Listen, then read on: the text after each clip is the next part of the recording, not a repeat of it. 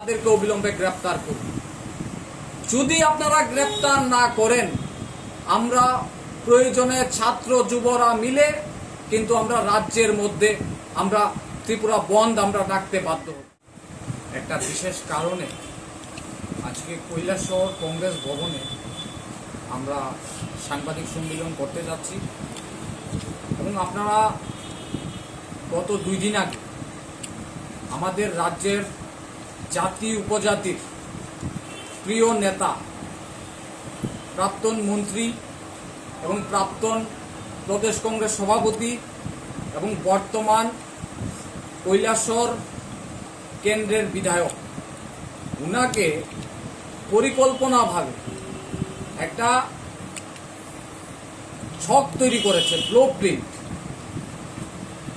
এটার মধ্যে যিনি নেতৃত্ব দিয়েছেন, যতটুকু আমরা শুনতে পেরেছি, এখানেরই বাসিন্দা আব্দুল মান্নান, উনার নেতৃত্বে একটা ব্লু প্রিন্ট আমাদের রাজ্যের জাতি উপজাতির প্রিয় নেতাকে, বিরোধী সিনহাকে হত্যা করার জন্য একটা পরিকল্পনা নিয়েছে। আমরা তার তীব্রভাবে নিন্দা জানাচ্ছি এবং আমরা বলতে চাই যে যারাই এই সমস্ত কাজের সাথে যুক্ত তাদেরকে অবিলম্বে গ্রেপ্তার করা হোক। কে বা কারা এইগুলির সাথে মদত দিচ্ছে?